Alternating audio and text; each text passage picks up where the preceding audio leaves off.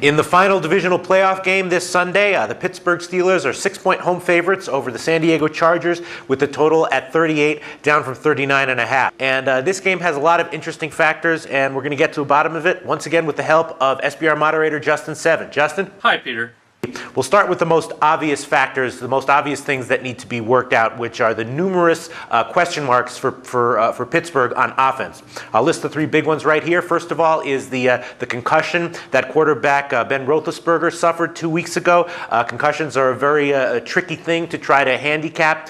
Roethlisberger, as a few people on SBR have noted, also suffered a concussion in 2006, and the result of that was that he played one of his worst games of his career the next week. Now, he does have 2 weeks of rest here, whereas in that game he only had 1 week, but still, concussions can linger, as we all know. Also, Pittsburgh has had a real tough time establishing the run this season, which has really hurt them a lot. Now, a big part of that was the fact that that running back Willie Parker was injured for a lot of the year, and he seems to be a lot healthier now, and he had a good game in Pittsburgh's final regular season game against the Cleveland Browns, although that game was a meaningless game and the Browns were obviously in free fall, so I'm not sure how significant that is. And the third big question mark regarding Pittsburgh's offensive production is just their offensive line in general. Their offensive line has been pretty inconsistent all year long. What do you think of all these issues and questions regarding Pittsburgh offensively?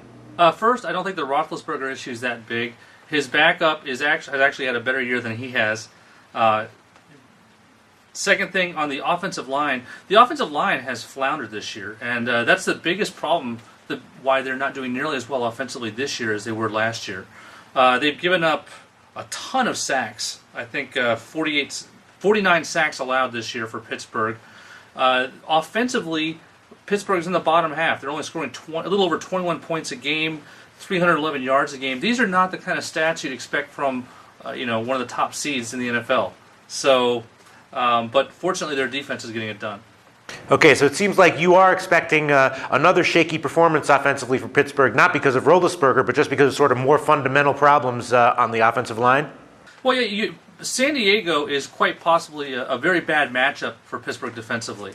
The teams with the really strong defenses tend to play a very conservative offense, and so just grind it out, slowly get forward, use position, have your defense create opportunities. San Diego's defense tends to give up a lot of yards, but not a lot of points. They give up a fair amount of points, but not as many as you'd expect. They're the epitome of the bend but don't break defense.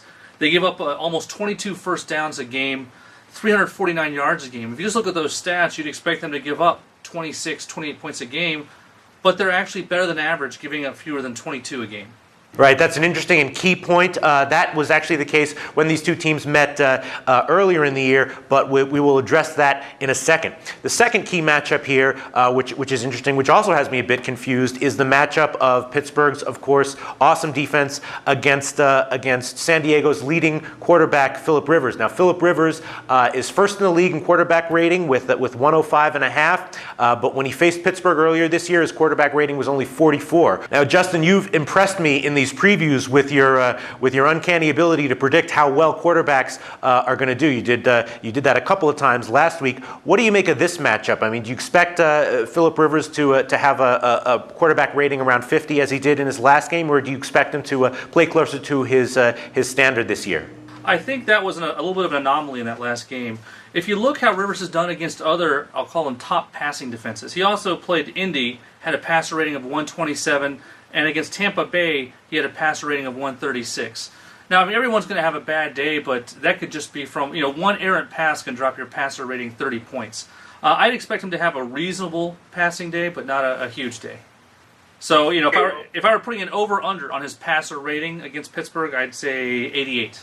Okay, now here's something that I've been hearing and was thinking a bit myself. I want to get your take on this. Regardless of which side you like in this game, what do you make of the money line value against the spread value on the side of either of these teams, particularly San Diego? Because I've been hearing that this game is predicated on Pittsburgh's defense, and that if Pittsburgh wins the game, that they're very likely to cover the 6 points, but that if Pittsburgh's defense isn't able to completely shut down San Diego's Phil Rivers and Sproles and all those guys, that San Diego will actually have a better than expected chance of an outright win. What do you make of that? Well, I agree that Pittsburgh's more likely to win. Obviously, their defense shuts down. But I think the value, if you don't mind looking at a little bit more complex play, would be to parlay the Pittsburgh money line with the under. A lot of times when you have dominant defenses, you see two things that are just the opposite of what you'd expect if you watch a lot of college. And that's when the favorite with a strong defense wins, it goes under instead of having the favorite in the overhit, which is what you look for in college. So I don't particularly like any of these sides or the money lines, but if I had to play something, I'd play a parlay of Pittsburgh money line with the under. That's interesting. Do you think that the correlation between those two plays is enough to overcome the value you're giving up by playing a parlay? As long as you shop. Okay, good point. Yeah, spread and total correlation is something that that does tend to pop up at times, and it might exist here in this game. All right, now let's talk about the last game, because the last game, of course, was notorious because of the play of the cover changing play of the last play of that game. But there were also just a lot of stats. First of all, it was a 1-point game. Pittsburgh won 11-10, but Pittsburgh really dominated in a lot of statistical areas. Their time of possession, they had the ball for 13 more minutes than San Diego. They almost doubled their yardage. Pittsburgh gained 410 yards, while San Diego gained only 213. Roethlisberger passed for 308, which is almost double Phil Rivers' total of 159. Also, San Diego was a great beneficiary in the department of penalties. San Diego was only penalized 5 yards. Pittsburgh got hit with 115 yards of penalties, and Pittsburgh also, despite moving the ball up and down, faltered in the red zone in that game. They were in the red zone 3 or 4 times and were not able to score a touchdown. Which of these things do you think were flukes, and which of these things do you think are likely to repeat themselves in this game? The penalties were a fluke, but certainly affected that game. I expect San Diego to continue. San Diego does one thing very well, which I expect it to continue, and it is that they don't give up that many long touchdowns. Most teams will have an average of 5 touchdowns for every 3 field goals. That ratio goes down when you get into the red zone, but if you're outside the red zone, you have a lot more touchdowns than field goals. San Diego doesn't give up the long touchdown, so you have to work it all the way into the red zone, and when you're in the red zone, you're fighting for those touchdowns. And as evidenced, Pittsburgh had 3 field goals in the last game as their only offensive production, despite 400 yards. So I'd expect them to continue to play the way they do and make people fight for every score, not give up anything too easily. There's one other point I'd like to make with that. When you're running a defense that tries to drag it out, if you're making them play 3 plays for every 12 yards they're going to get, every 12 yards you push them back when they start their drive is 3 more chances to cause a fumble, cause an interception, or get lucky on a 3rd down conversion attempt. San Diego has a very good punting game.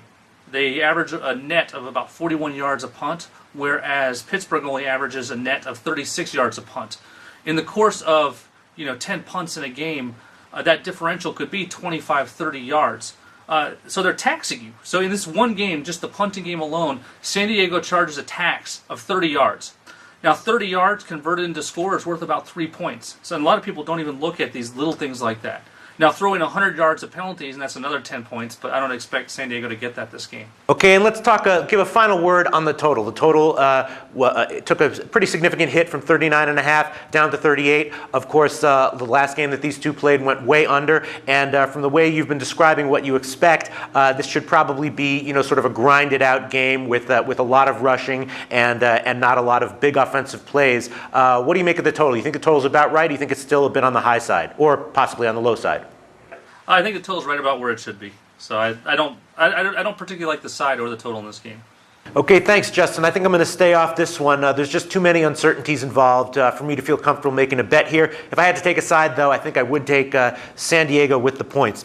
But Justin, thanks for your point about the correlation between a Pitt win and the under, because that's always a good thing to keep in mind. That sort of thing definitely does exist, and sometimes it's the kind of thing that can produce value when none may exist with each individual leg of the parlay. So thanks a lot for that, Justin.